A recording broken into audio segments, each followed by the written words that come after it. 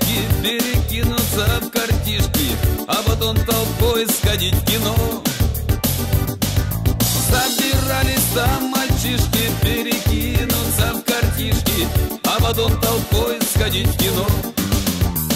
Лешечка, дорогой, я тебя поздравляю от всей души с днем рождения.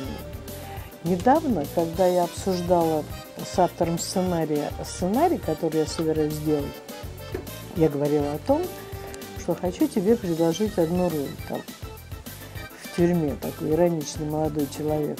И говорили мы о том, что ты один из немногих артистов, который может в кадре существовать и с детьми, и с животными, потому что ты всегда искренен. И даже если режиссеру кажется, что ты не доиграл или что-то так, потом оказывается, что прав ты.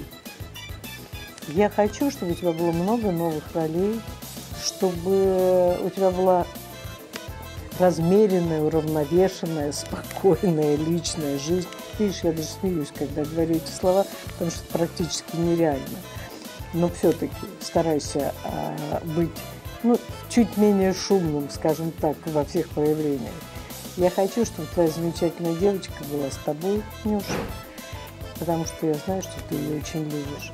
И в качестве подарка, если вот состоится эта история, которую я сейчас собираюсь сделать, в качестве подарка к дню рождения, я хочу сказать, что я обязательно предложу тебе сыграть одну очень симпатичную роль.